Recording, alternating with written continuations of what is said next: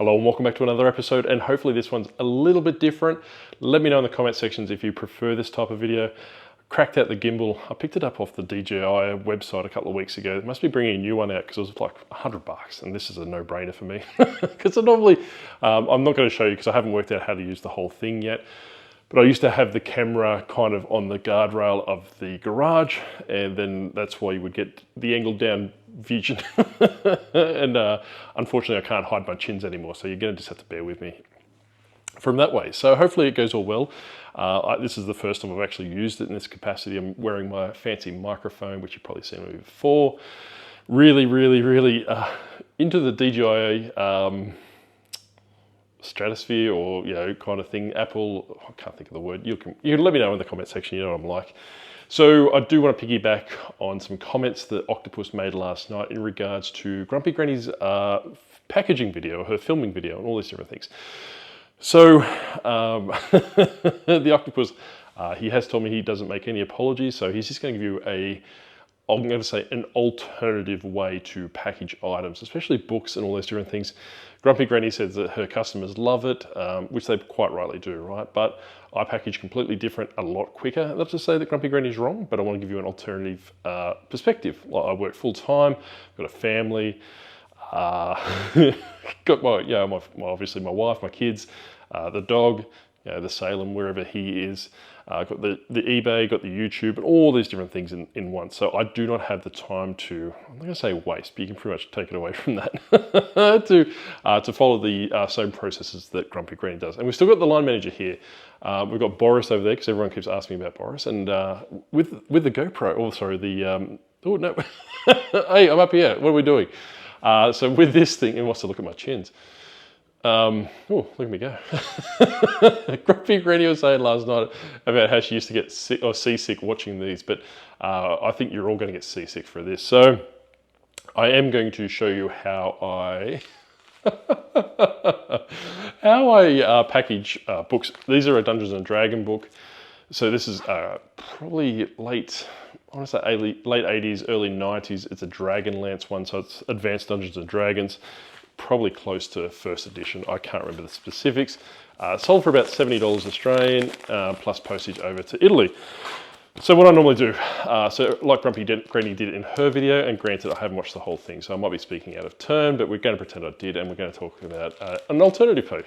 So this book is, like I said, at least 30 years old. So what I normally do with something along the lines of this, I put it in a plastic Ziploc freezer bag, make sure it's sealed at the top. And what that does, it actually gives it some waterproof qualities.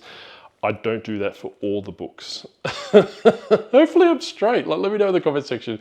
Is this another DJI thing that's going to screw with my head and go from that way? I need to pick up the satchel, so we're going down. There you go. You looked at things you haven't even seen before. Or the garage will be moving you around. So hopefully everyone's not seasick and all those different things. So like I said, that this doesn't necessarily mean that I send all of them like that. It's just the case that this is because it's old, it's an acceptable condition, it is quite, I won't say collectible, but we'll say collectible slash, people that particularly like this version of the game or this expansion. It's really hard to come by, hence why the guy from Italy bought it. So I put it in a Ziploc bag. There are some maps and all some different little things that are in that as well, which keeps it all together. I don't package these in until they are ready to ship. So once they're sold, they go from there. So ultimately, I'm in the process of cleaning up my garage. Hopefully this is recording. Yeah, I think so. I'm in the process of cleaning up my garage. So where are we? There you go. So you probably see over there all the Dark Souls stuff, and God, this thing's driving me crazy. So the Dark Souls stuff over here we go. The Dark Souls stuff's over there to basically take up to Newcastle next week. What am I doing? Am I even straight into the thing? Apologies in advance. You'll just have to let me know how seasick. Let me know in the comment section below how many times you vomited in this video. I don't know if it's just me or anyone else that has, like, I suppose, the condition that I have, which I'm not really going to say because everyone seems to have it these days. Do you not read instruction manuals, or do you not just crack it open and hope for the best like I do? I don't know if that's just a male thing. I don't know if it's a Josh thing. I don't know if it's something that the Grumpy Granny, something that the Octopus has basically distilled into me. Phone, what are we doing? Are we going straight, or are we going different? So hopefully we've worked out what we're doing. So when I go to edit the video and film all over the place, you're just going to have to ride with it. taking the solace that I'll hopefully be better at next time. So what I'll do from there is I actually put it in one of these Australian Post satchels. And what you'll see here, it's got some writing on it. So it says Dragonlance, Italy. That's upside down. So Dragonlance, Italy. Yeah, that's right way up. Because what I do is I actually cheat. I don't print off my international labels at home. And this is a really, really good tip for those that are actually starting out, or even those who are more seasoned, such as myself. What I normally do is I actually have built a phenomenal relationship with the post office I go to, and which is quite I don't know if they do it for me being like an ongoing customer, or they do it primarily from me. There's someone at the front. Got the garage closed. Oh, come on, we're going this way. The garage is normally open, but what was happening is the light was playing around with it. But what I was saying before, straighten up. Oh, Jesus, it's going to get bad. So what I normally do, this DJI, I can't handle it. Maybe it's because of the extension poles out, I'm not too sure. But what I normally do, for the 16th time I've been trying to say that, is I go to the post office, I email them the labels before I get there. So this is, I'm not talking about my Australian domestic ones because I just print those on the Dymo. However, the international ones, if you are from Australia, they are the A4 sheets. Depending on where you're sending it to, it might just be one section at the top, or it could be 2 sections, or it can actually be 2 pages with 4 sections. So what I do is I email them, I say, hey guys, do you mind printing these off? They're happy to oblige, it's completely free. And I have noticed that through my post, that Australia Post is providing that service for free as well now. So you actually get a QR code that you can scan or print or save. I'm not too sure, I haven't done it before. And you can take that to the post office and they'll print it for free for you. So like I said, don't barge into the post office like I normally do and demand all these different things. You do need to build that rapport up with them first. So long story short, so I'll send those labels to them probably tomorrow night for all the weekend orders. They will print it out. Or alternatively, if I am going to that work that day, I will just print them at work. So it's not cost effective to keep buying ink cartridges for just primarily for domestic labels, international labels. I might send maybe 30, 40, 50 items a week overseas, and an ink cartridge probably costs $100 because I'm not too sure about your printer. It requires, hey, you can't print in black and white because you've run out of yellow ink. Or maybe if I turn my head like that, it straightens up. This is going to be the worst YouTube channel on YouTube, let me know. So what I do is I put it in that. So Grumpy Granny was going back to what she, like the purpose of this video before the camera is going crazy, is that she covers it in cardboard, and I'll put her video below. And like I said, that's not a dig at her.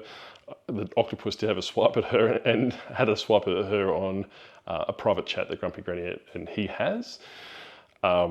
Which she returned fired, right? So it's not as if it's elder abuse or anything along to that. So what we do is that here I primarily use, I don't know who's outside.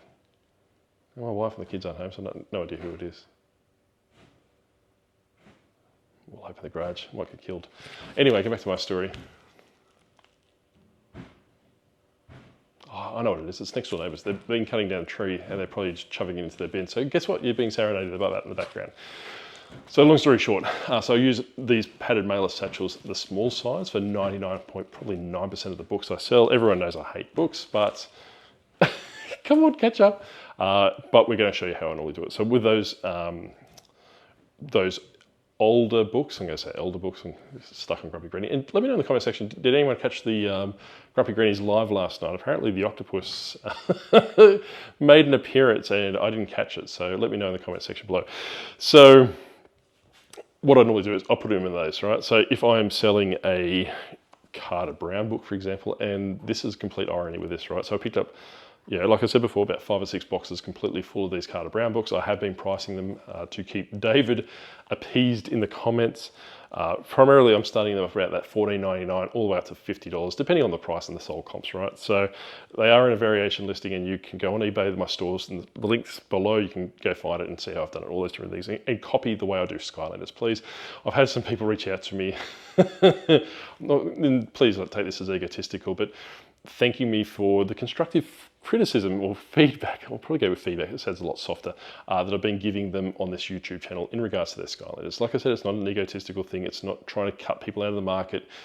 However, I do want to improve the overall quality of Skylanders in the niche, right? So, like I have said before, is that you screwing over customers by providing subpar products or subpar photos and all these different things, or even selling Skylanders untested, is ultimately hurting me, because what's happening there is that someone goes onto eBay, they find your character, and I can walk over here now. The camera's a bit screwed up, so I haven't brought it in yet, but I did have another scratch come through. So scratch is actually, I won't say an Australian exclusive, but it was quite prevalent in Australia, right?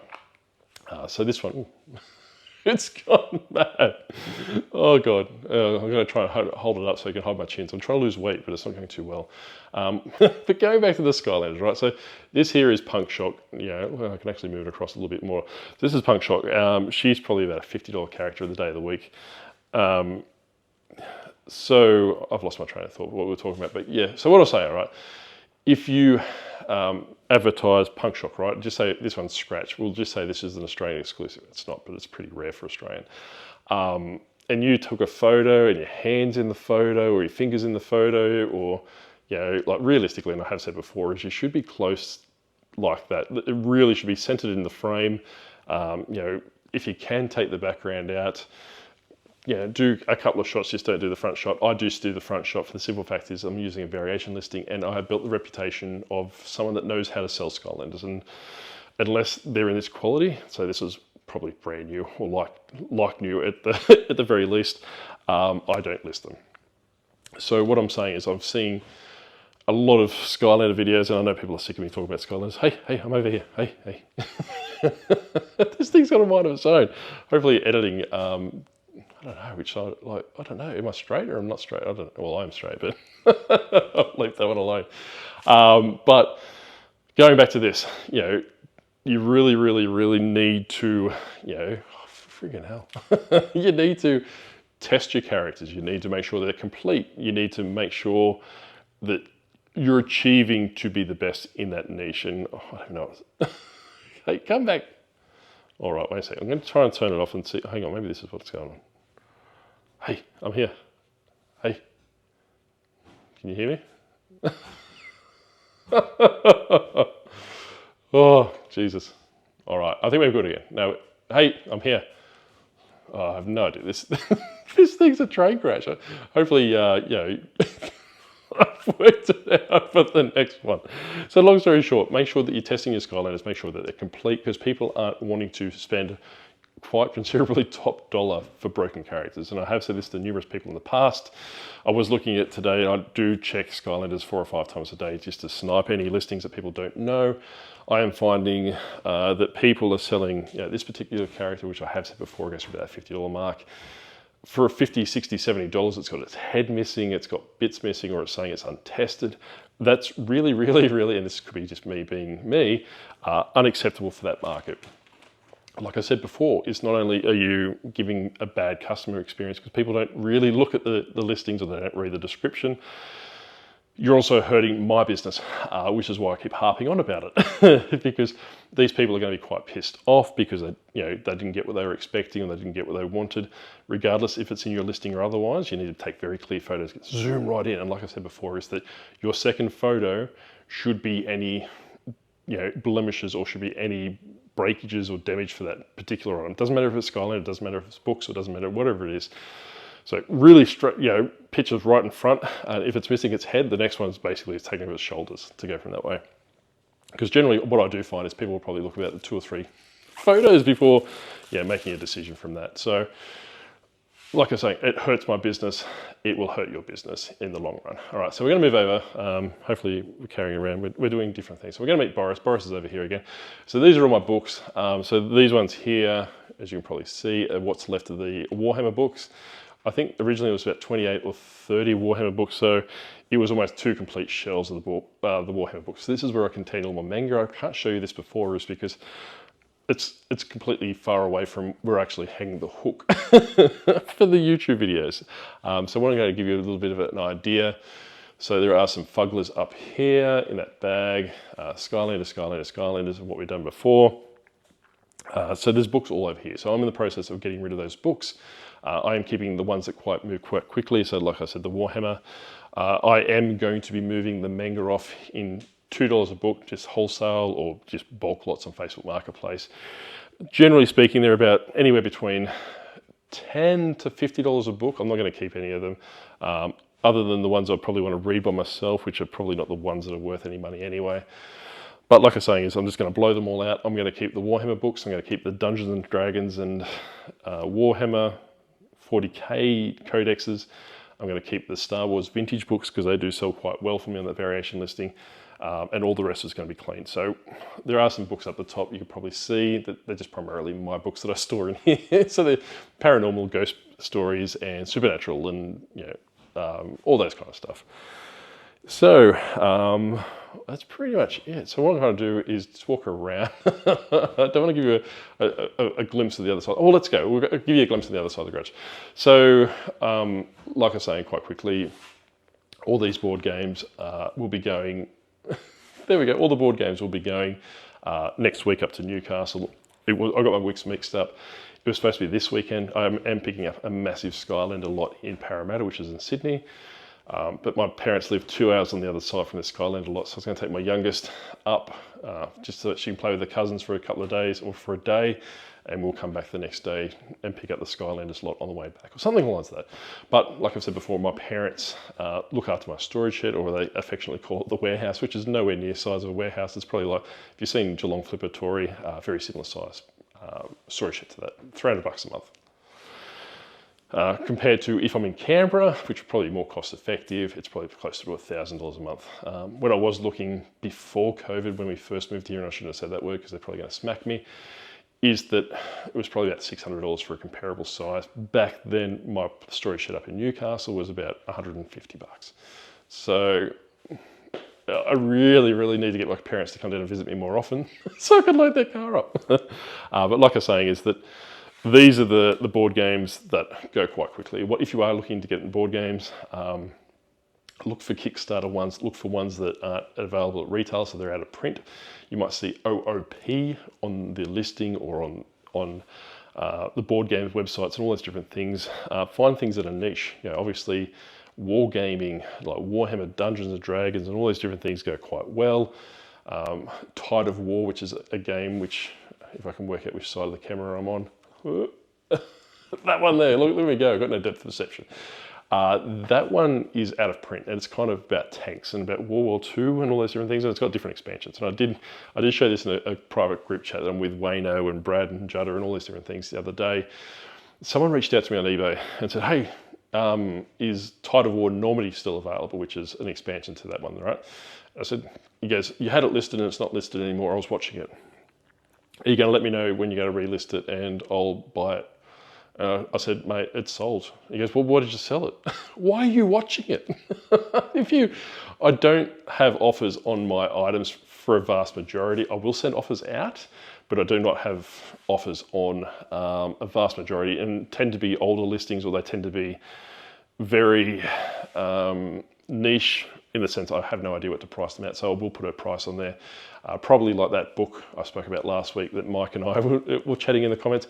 And Mike, if you did get this far in the video, mate, like, I don't take offense to anything. And likewise, if you want to put anything in the comments to anyone else, I don't take offense to anything. Like I said, I quite thick-skinned, and like I said, put anything in the comments. If I'm doing something wrong, or if I'm annoying you, or there's something you want me to improve, or if I'm making you seasick, grumpy granny, I'm hoping this helps, but probably the gimbal's doing it for you. Let me know. And like I said, constructive is fantastic. If you're not constructive, I'll just be a smart ass back to you. But like I say, with Mike, he was talking about all these different things, and he just misconstrued it or thought I took it the wrong way. Mate, I don't. I really appreciate your feedback. I really appreciate your comments. And put to the side again. Like I was saying, is that I don't really, please, if I be a smart ass, and that's primarily what it is, right? That's my coping mechanism. I shouldn't have said that. But like I was saying, is that I really, really, really appreciate your feedback. But going back to that book, I have no idea what the price is. Mike said that was one that sold for $300 on auction. Don't sell things on auction. And one sold for $1,000. I'm pretty sure that was on auction as well. That was back in 2022 for this particular book. It's just like a pulp fiction book, and I don't have anything here at the moment that looks similar. Very similar to this, right? So this is like a pulp Aussie pulp fiction apparently, so, or Aussie pulp, and I'll show you a book in a sec. So this is very similar to what, this is a Carter Brown Bum one, and I can't remember what the other one was, but very similar style to that, and it sold for $1,000 Australian, so about $600 American, back in 2020. So I'm not too sure. I've listed it at $1,500. I do say it's somewhat collectible if I'm kicking things. It's somewhat collectible if it's going for that kind of money, and hopefully I'm not on a lean again.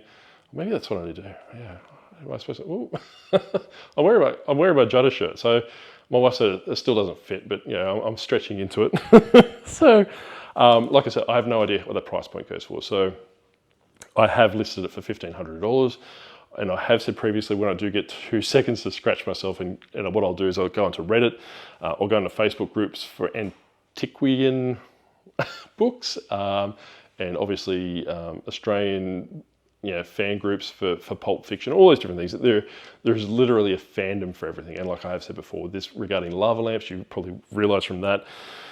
So, yeah, like I said, I'll start generating interest from that way, because that's what I do with my high value Skylanders, right? I jump into Facebook groups, I jump into Reddit groups, I jump into all these different things and say, hey, look, yeah, I've just went, I don't lie to them. I lie to the people I pick up stuff from. But what I'll do is I'll take a photo from a haul that I'll go pick up, for example. I'll just take a photo of this in the back of the car, and hopefully I'm all over the place again. And what I'll do is I'll say, hey, look, this is what's just come through. And they'll start going, oh my God, you've got a Robo, you've got a Green Chompy Major, you've got a Wildstorm, and all these different things. And they'll start getting fever pitch, and they'll start going, oh yeah, he runs an eBay store, or Disgruntled Games is his eBay store, or Disgruntled Games is his YouTube channel, all these different things. So I start getting, you know, business through that without having to promote them. Yes, I do promote my Skylanders a very high amount. However, I do the research and do the advertising and the marketing very subliminally, not heavy, because I'm useless at social media and all those different things. So Seamus or Seamus, I know you told me how to pronounce it, but guess what? You're Seamus now. You know, like you're saying with social media, mate, just jump into groups and build your reputation from there. I do have a message for Tori in a sec. So Tori, if you're this far into it, I will tell you the answer to your question, mate. So that's how I build interest in that respect. So what I will do with this book, I will jump into Reddit groups, I'll jump into fandoms, I'll jump into all these different sections and say, hey, look, I've come across this book. I probably will delist it on Facebook. I already delisted it on eBay. I'll change the listing quality to 0 so people can't work out what I'm doing. A bit sneaky in regards to that. Then I'll get some interest. I'll get some, you know, then people might even be able to make a private sale. So I will do that and go from that way and see what price point is. Generally speaking, what I have found is people on Reddit, they're going to fever pitch. Hopefully, I'm so sorry about the camera angle. They're going to fever pitch with these different things. Especially if this book only materializes once every blue moon. And I have said before, none of these Carter Brown books have sold. However, those 3 Mark Brody books that I literally tossed to the side when I was photographing, not physically, but yeah, slid them out of the way. They're the only ones that are sold, and they sold for $54.99 each. Someone bought 2 of them in Australia, and one's off to Canada. So I paid $200 for the bulk lot. I have sold 3 books for $110, $165 before fees and postage, but I didn't promote those. What I did is basically, I might have did promote them. If I promoted them, it would have only been 2%. But what I did is I listed them, and obviously someone's got their listing on because they're quite sought after, they're quite heavily, and they may have been, you know, $1,000 books, which, you know, someone's got an absolute bargain for. Good on them, do not particularly care. So, you know, well and good. But like I said, I've sold 3 books and paid for probably 3/4 of the buying cost for that bulk lot. Some might go, well, hey, you got fees and postage and all those different things. I'm on band 5 with Australia Post. That guy from Canada may have paid $35 for, you know, 500 grams, for example. What I normally do with books as well, quite quickly before I get onto another ramble and sidetrack, I normally mark them up in the next bracket. So if it's a Dungeons and Dragon book, it may be 500 grams or 501 grams just as the base book.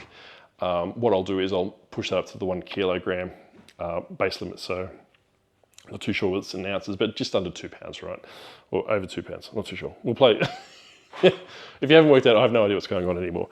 So if for that paperback book, for example, this weighs probably 150 grams. I'd probably put it at the 500 gram mark because depending the price point of it, I've got to take into consideration, packaging materials and all these different things. For that $55 book, they paid the next pay level, which is probably giving me $10 or $15 back in my pocket, right or wrong, I don't particularly care.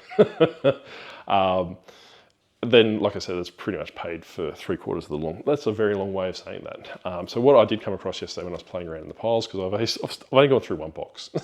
So I've been a bit slack. I've got a lot of Skylanders coming in and everything else coming in, like board games. The books are only more of a social experiment for variation listings, and it's not going very well so far, because it's only the individual listings that are selling so far. But hey, what's going on? So I did come across this pulp. It's a collector's book of Australian pulp fiction covers. So what I'm going to do is go through this book, and it's basically, it's got Mark Brody in it, the ones that I've sold before. This book in itself was published by the National Library of Australia, if I can learn how to talk. So it may be worth a couple of bucks itself, I'm not too sure, but there's a good chance. There's pretty cool stuff in here, like Fangs of Vampires. I didn't realize there was pulp. There's about zombies and the living dead and Career Girl and the Mad Marriage and Death is a Trotter. You Can't Forget Murder and all these different things. So there is a good chance that that book that I've got inside, that $1,000 book, because it is an Australian pulp, could be in here. So what I'll do is I will let you know in a future video if I can find it in this and what this comps for. I can't be bothered putting in the comps because I can't work out this gimbal. And there's also, autobiography of Carter Brown books as well. So stuff like this, I know other people that, in other YouTube channels and other booksellers normally rub out the price points inside, because a lot of these have like $1.50, $2 written in pencil in the inside cover. Possibly, I think this one's pretty ratty, so it's not going to do any damage to it, but you can probably see at the top where it's got $2. I don't rub it out. I take a photo of it, and these books are old, right? So that one could be potentially Arts and Crafts with Minon J. It was printed, it doesn't say, probably in a place, it's actually printed in Parramatta. Oh, it's falling apart at the seams. Oh. There we go, we found it. It is not telling me. Anyway, so it's going to be old, right? Very old. So probably 60s, 70s or anything along the lines of that. This paper, God, this video is going to be a complete shit fight. Better be careful what I say. Like I said, is that paper's falling apart, not falling apart, but it's aged quite considerably, right? I'm not going to get an eraser and start rubbing it out and potentially tear the page, for the simple fact is for a little bit of, aesthetics. Someone does realize that I'm not paying $150 for this book, if that's what it goes for. I'm there to resell it, right? So if they want to try and take the chance and take the rubber and get it out from that way, a lot of these people probably just collect the covers. So that's probably what they're looking at it for. They don't particularly care how much it costs or where it came from. They just know it comes up once every blue moon, and if it costs me $2 or it costs me less than 80 cents, they don't particularly care. They get what they want. You will have some people crack the sads and crack the shits and all these different things, but I have put in the listing description that I have left the pricing in due to the writing being put in there when the book was purchased in the 90s or the 80s, which is what the gentleman told me. So like I said, I'm not going to do that. They can do that. They're fully aware it's in the listing, and if anyone does whinge, I will take it up with them. But like I was saying is that I generally, and you've got ones like here, they're on the front page, right? It says $2. They got a sticker on it. If I rip that sticker off, it's probably going to tear the paper or bring up a part of the image and make it worse and go from there. By all means, people that actually bought the book can do it themselves and choose their own adventure. I don't particularly care. But like I said, but going back to the original thing of this video, right? Oh geez, I'm making myself seasick. So hey Boris, I'm just going to come by your past, mate. So this is a Star Wars paperback book that I normally sell. This isn't a variation listing, right? So basically, on average, people take about 3 or 4 books, or maybe 2 books, depending on what day of the week it is, but it's very rare that someone will buy 1 book. What I normally do, contrast to Grumpy Granny, she puts it in cardboard and wraps it up, puts her love you letters and all these different things into these. I'm finding that books, they're not repeat buyers. They come in and say, hey, look, I've been looking for this particular Star Wars book that's released in the 90s or the 80s, depending which one it is. For forever and a day, they get what they want and they go away. I never see them again. Grumpy Granny wraps them in cardboard. She puts a thing in the, like little business card and writes a little thank you note and all these different things. I don't do that. I do not have the time to do that. And I've said that numerous times, and that's not to say Grumpy Granny's wrong, or I'm wrong, because the simple fact is we've equally got the same feedback. My only negative feedback was from basically me cancelling the wrong order, and a couple of negatives from the same issue actually. Like 12 months ago, I think I had an issue where I misplaced the item or sold the item. I'm starting to sound like ADH Dave. Sent them a replacement, and they weren't happy with the glow of the product. And I was like, well, mate, this is a Funko product. This is how much it glows. So he was a serial pest, and there's another one very similar to that. But like I said, I replied to all of them. Those two I was probably a little bit too snarky in. The one that came through in the last month, the negative feedback, I tend to, and I try and tell people not to be too snarky in their responses. Respond to your feedback. Make out that you did something wrong and you're going to improve yourself. Don't leave it as unanswered, because that, to me, is like a death knell, especially if eBay won't remove it. Just write back and say, hey, look, completely understand. I apologize sincerely. This is a mistake on my behalf. I am going to look at my processes and fix it up, make sure it's better in the future. Or, hey, look, the item was marked as delivered. I'll speak to Australia Post and go from that way. You would get that one removed, right? But realistically, try and make out that you've done everything in your path. Hey, I'm here, not the line manager, to do what you can to assist the customer. Because if someone goes, what I normally do personally, I look at the feedback, right? And if that feedback's consistent, saying the same thing over and over, and there's one I was looking at today, that she was a YouTuber at some stage, an American lady. She no longer has a YouTube channel, because I was quite curious to see what it was. But in her negative feedback, and the reason why I found this one for, if you go to my account, go to my neutral feedback by the guy with the glow-in-the-dark Funko soda from about 12 months ago. Reverse engineer, go to that buyer, go through his left for feedback. This is a story, right? This is really cool. So go from his left for feedback, go all the way down the bottom. There's a negative feedback he left for this American YouTuber. I'm not too sure when, but we'll just say in the last 6 months, 12 months. Apparently she couldn't find the item, and she said to him, like, some sob story saying that I'm getting money. How about you just give me the money? I don't return the money. I don't give you the item, and we just call it a day. So I thought, well, this is batshit crazy even for me, right? So obviously, understandably, went to her profile. Like I said, you need to follow these different things just for your own entertainment. And this is when my medication was kicking off. So I should have been taking photos, doing things for my business. But instead I was, being a fat Batman, trying to work out the world's greatest detective. But so long story short, that she had numerous negative feedbacks, to her degree that her feedback was 75% on eBay, which I'd probably suggest that if you're all below 95%, you really need to reconsider what you're doing. Long story short, apologies for that. I just get really cranky about feedback. But very similar vibes across the thing. Like, the seller didn't send the item, the seller didn't do that. I had to reach out to eBay to get my money back, which is pretty much what this guy said as well. So they are out there, and going to the about page for her on eBay, it said that she was a full-time reseller and she's got a YouTube channel. I copied the link to the YouTube channel. It doesn't exist. So I dare say that she's probably not a full-time reseller anymore. That's my little story. But going back to the context of what we were talking about, and hopefully the reason why I'm all over the place today, and I have had people in the past say, hey, look, you dribble too much, or you ramble on about too much, or you lost your train of thought. It's because this gimbal's distracted me, right? I get really, not triggered, I suppose I get really, what my pressure point is for my, the thing I take tablets for, is that if I'm not comfortable or I'm not in control of a situation, in the sense of this gimbal going crazy.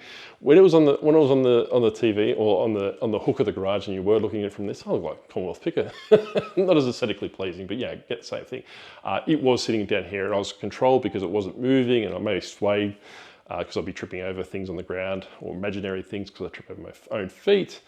But like I said, I'm not in control of this thing, because all I can see is the camera going crazy like this. So I will promise I will look at some videos on how to use this thing. I will do better in future. I do apologize for that. So going back into the book for the 19th time. So if I'm sending Star Wars books or something along the lines of this, what I will do is I'll put it in this padded mailer. I'll put it down the bottom. If it is 2 or 3 books, I will stack them on top of each other. I do use that cling wrap, which I don't have. Oh, I do have it here. Look, we can move it around here.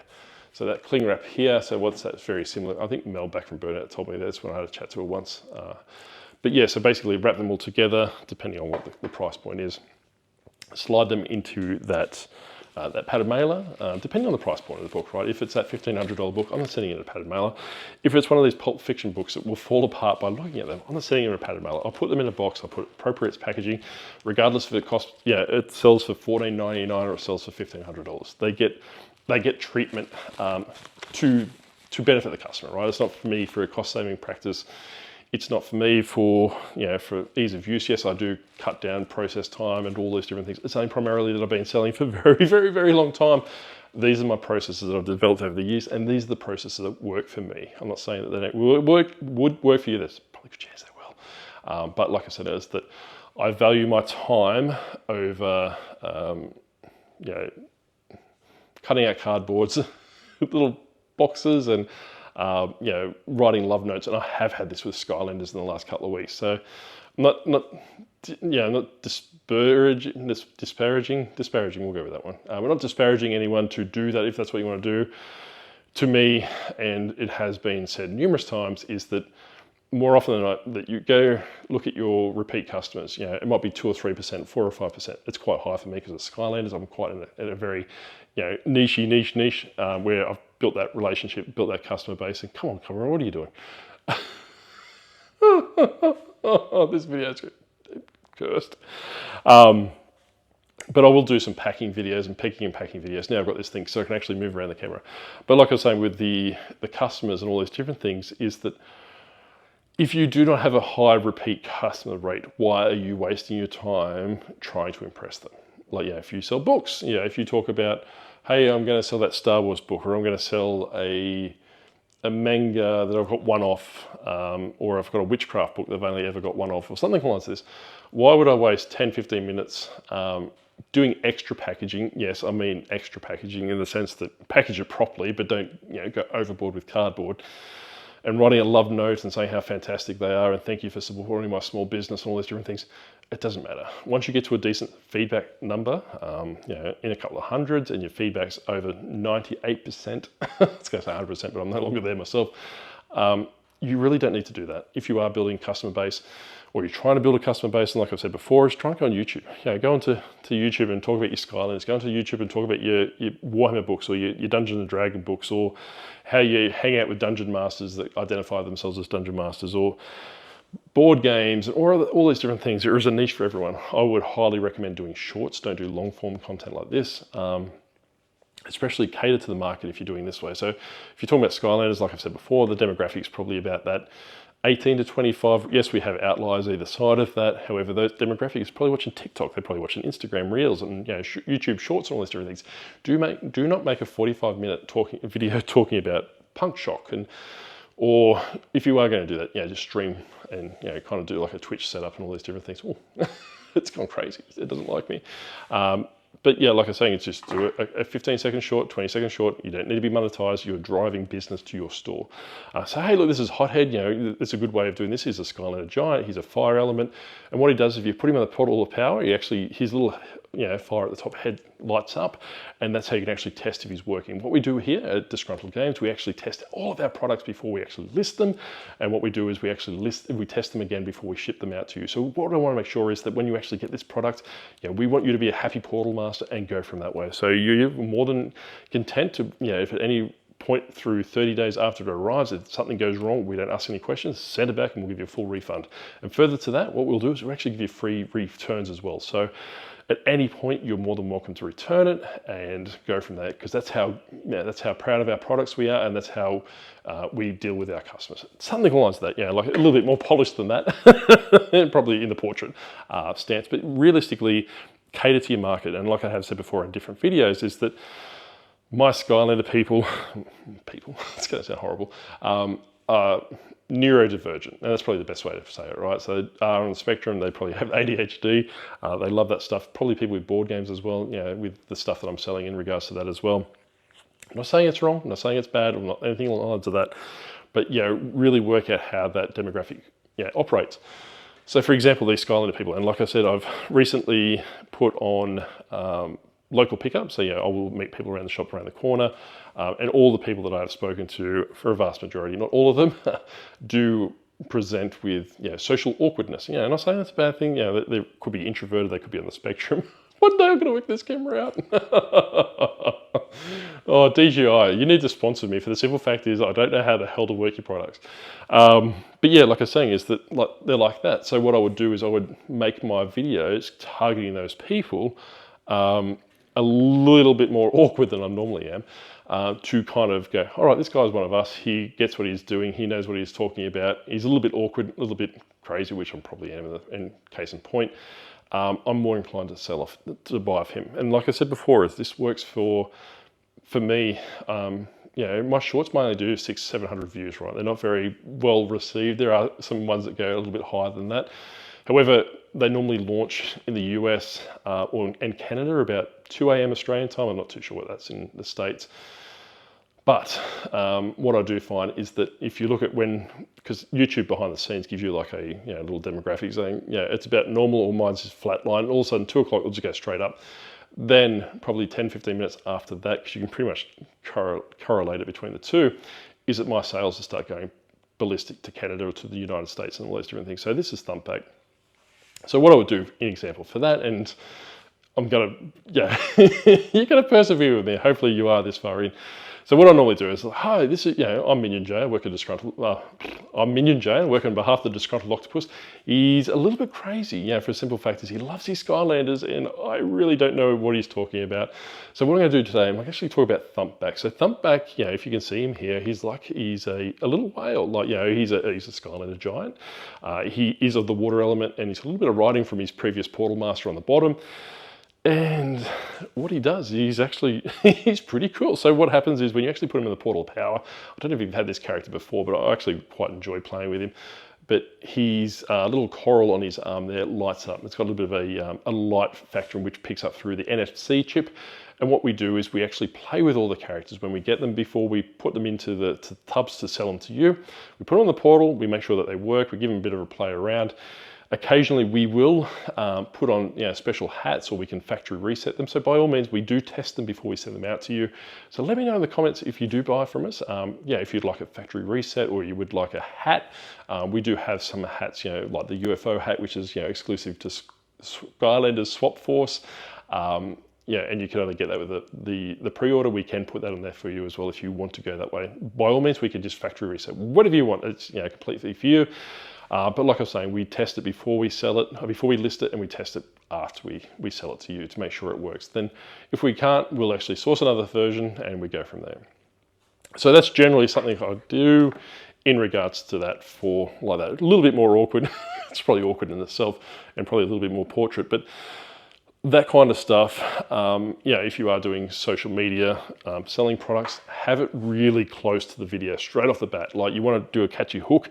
It's like, this is Thumpback, or something along that, and have it really close. Because if someone's just scrolling through, looking for that dopamine hit, which is quite sought after by people like of mine ilk, and they go, oh, Skylanders, and then they'll watch that, and then they'll basically, in the description, and I normally do say that in the description, we've got our store in there if you want to go from that way.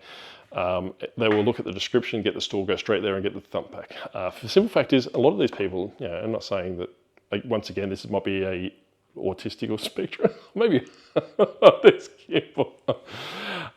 it may be a trait where they see someone on YouTube and they just want to, be, I suppose, and it's not egotistical, but they just want something that from a character that they've seen either on a video, then they can tell their friends, hey, look, did you watch that short from that weirdo that, that's got better things to do than to sell Skylanders on YouTube or TikTok or whatever it is. I bought that exact Skylander, that all those different things. So, and I have had people reach out to me before asking me, hey, look, that one with the writing on the bottom, can I buy that one? Can I have that one? So I was like, yeah, sure. I wouldn't have sent you that one first. But like I've said before, they're the ones that we normally take photos of. So this one's pretty good. So if he's got like paint chips and all these different things, if he's got an arm missing or he's got his anchor missing, it's straight in the discard pile. But if he's got little paint chips, which is quite relevant or quite consistent on characters this age. It's about 10, 15 years old. We will take a photo of the worst one. I constantly update the photos, but we send them a better product. We work our way from the best to the bottom, if that makes sense. So what I normally do from there, like I said, is they're the kind of things I do from a social media aspect. Answering Tori's question finally. So he actually put a video out a couple of days ago when he was in his storage shed. He was picking things. He was saying that he was trying to get more of a customer base, or from a YouTube perspective, for people overseas, like the Americas and the UK. What I would suggest, if you are looking at social media, and by all means, I'm not an expert on this, I've only got 2,000 subscribers. So if you haven't already, please subscribe. I'm trying to get to 50,000 by the end of the week. What I would suggest, Tori, if you are watching this, is that you need to be more involved in the community, in the sense of, if people are going live, Grumpy Granny last night, or Soda City Flips, or Helo's World, or Commonwealth Picker, or Flipping Ain't Easy. John goes live 2 days a week. Roman's Adventures, or whatever his channel's called now, he's live every Sunday for us. A multitude of other ones, where you've got SSK Promo and Corey from Grams and Pops Vintage, and on their podcast. And whenever people goes live, watch all these YouTubers, get in the comments, go, hey, hi guys, I'm Tori from Australia, and all these different things. People don't, by all means, don't go in there and say, hey, I'm Tori from Australia, this is my YouTube channel, and bail. Go in there, engage with the people in the chat. I do it quite frequently. I haven't done it for the last couple of weeks, just primarily been friggin' busy. So I do miss all those different things. Be genuine. I love talking to the people. I've been jumping into more and more YouTube in the UK. So like Georgie Resells, Bold Finds, Ricky Resells, and all those different things. If they are live, I normally jump in there and say hello. I don't make myself, hey, look, I'm a YouTuber, like follow me and subscribe, and then just piss off. And sometimes I'm just a silent partner. Silent watcher, in the sense that I won't say anything, I'll just watch it in the background. I don't watch a lot of content on the YouTube. I listen to it, I haven't got my AirPods in at the moment, but I listen to it as background noise through when I'm listening or when I'm doing stuff. I need background noise. Primarily I take care of that with a podcast or with a YouTube video or a live or something along the lines of that. If they say something and that I agree with it or I don't agree with it, I'll jump in and say hello from that way. But that's how you build a customer further reaching. Yes, YouTube will push you out eventually depending on how viral your video is. However, like I've said before in previous videos, and this goes to you, Rye, as well, if you are looking at building your social media, and Seamus as well, be more involved. Yes, you put comments in my videos, but when you follow videos such as, like Two Aussie Thrifters, Diary of a Flipper, Uncle Wayno, they used to do lives every Sunday night. Grumpy Granny does a live on a Friday night. She stole my spot. So, do stuff like that. Jump in there, even if it's 5 minutes. Say hello, be genuine, get your name out there, because people will start resonating, working out who you are, and then building your way from that way. So, like I said to Rye in the comment sections a couple of videos ago, is that's how Grumpy Granny and I built our social media presence before we even materialized on YouTube. You really hard slog doing it the opposite way around. So in the sense, if you've established your video, done about 10 or 15 videos and not really getting much traction, Tori's the exception to the rule, probably because he's actually got the TikTok following. However, how does that transfer to the long form content? I'm not too sure, and that's not a dig at anyone, but that's what I'm saying. I'm not too sure how short form content converts to long-term viewers. That's why I don't release too many shorts on this channel anymore, because what I'm finding is if the shorts go viral, like for me, it's like 15,000. Well, I had a TikTok with 70,000. Woo, look at me go. That was the worst one I've ever done in my life.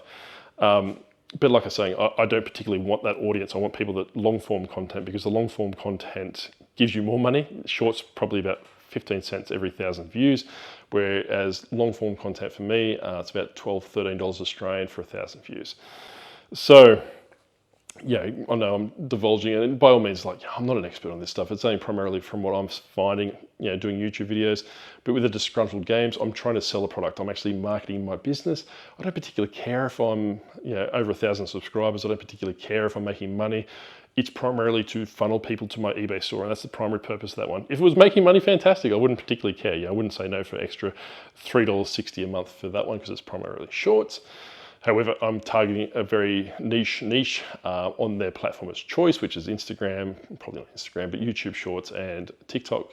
So like I was saying, is that a lot of people complain to me about destroying the Skylander market. I can tell you right now, my 90-day total is through the roof. It's probably 3 times or 2 times, probably 3 times what it was when I was a full-time clothing seller. And this is primarily owned from Skylanders and board games, right? I'm not saying get into those niches because, like I said, it's quite hard to break in. You're probably making more money reaching out to me like Rachel has to buy her Skylanders. However, she bought a bulk of Skylanders. She's in Grumpy Granny's Discord, so if you are in there, by all means, reach out and ask me a question regarding Skylanders. I will tell you. So she picked up this lot of Skylanders for 80 bucks. I just told her, look, it's really good at $80. And she said, look, will I sell them to you? I probably would be paying that $80 to $100 for that particular lot. However, put it on eBay for $200 plus $25 shipping, or $250 with free shipping, and it will go quite quickly. It supercharges, it's a PlayStation 4, it comes with a portal, it comes with some really decent characters that I sell for about $20, $25 each. Bundle it up, sell it from that way, and go from there. Like I said, reach out to me because, you know, Rachel might be sitting on that bundle for 3 to 6 months, depending on how high that she promotes it. Or alternatively, very similar situation like with Taz Collectibles, right? So he reached out to me regarding that one, so that's what I was speaking about earlier. He might be sitting on his Skylanders for a very long time. Whereas I normally get, you know, probably 30, 40 Skylanders out the door a day, primarily because I'm established, I've got the sales rapport, I've got the very high promoted rate, and all those different things are working in my favor, right? If you're coming across them as one-offs, if you come across the shops and you come across some broken characters or they're missing heads and all those different things, you're going to be sitting on those for a very, very long time. So that's why I tell people to reach out to me. By all means, yeah, I will say, hey, look, Punk Shop, for example, take that out of the bundle, sell that for $30 plus post. I know the market rate's $50. Sell for $30 plus post. You paid $10 for a big bag of them. You'll get your money back straight away. That character will almost sell instantly at that price point. You get your money back, then the rest of the crap, which is only $1.99 and not worth your time listing, send it to me for 20 bucks, and then, you know, I'll give you postage on top of that as well. I'll sell them, I'll add them to the very big collection of my crap here. Then we go from there. So you've made your money and gone from that way. Oh, my camera battery's doing. Shoot, go away, go away, go away. All right. Cool.